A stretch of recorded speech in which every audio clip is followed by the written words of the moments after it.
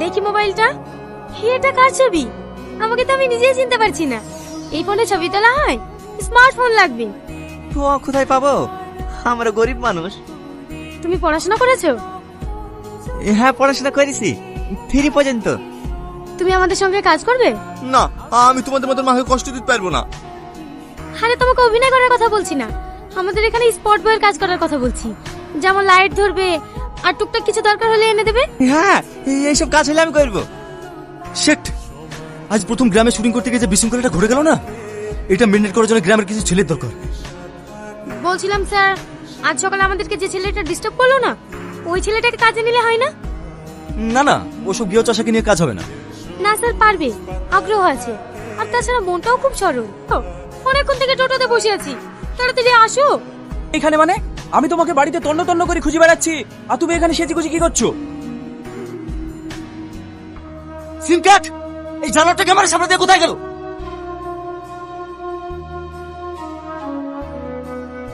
এই চাষা, সিন চলাকালীন তুই কেন গেছিলি? আমি তখনই বলেছিলাম এরকম চাষা বসে লোক কাজ করতে পারবে না, শুধু তোমার জন্য কাজে নিয়েছিলাম।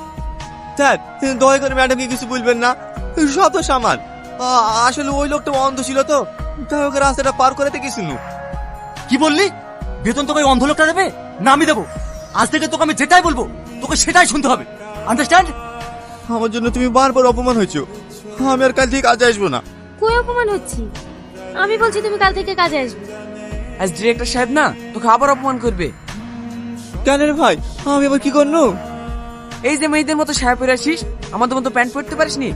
সত্যি কথা বলতে কি জানিস ভাই, আমার একটা আছে, কিন্তু ওপরে থাকতে পারিনি, তাই লুঙ্গি পরে আসি। এই একে আজে বাজে কথা বলিসনি, ম্যাডামকে বলে দিলে না আমাদেরকে অপমান করবে। ঠিক আছে, চ।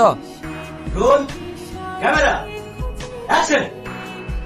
নদীতে ঘুরতে এসে তোমার কেমন লাগছে বলো? আজ আমার খুব ভালো লাগছে। এত সুন্দর পরিবেশ, মনে হচ্ছে এখানে সারা জীবন থেকে যাই। I am so happy. এ সালমা, এ কে আছো? একে বাঁচাও, একে তোলো, একে তোলো। এই হিরো, এই হিরো, হিরোকে বাঁচা, হিরোকে বাঁচা। না না, আমি রিস্ক নিয়ে জলে নামতে পারবো না, আমার মেকআপ নষ্ট হয়ে যাবে। পারলে আপনি নামেন না। আমি তো সাঁতারই জানিনি। এ কে আছো? আমার হিরোকে বাঁচাও, আমার হিরো। এই অনেক পানি খেয়ে ফেলছে, একে কোনো বাড়িতে নিয়ে যাওয়া দরকার। তুমি আমার পায়ে হাত দিচ্ছ কেন? গরম তেল মালিশ করে দিছি, যেন তোমার ঠান্ডা কম লাগে। ওকে ওর কাজ করতে দাও মধু, না হলে তুমি তাড়াতাড়ি সুস্থ হবে না।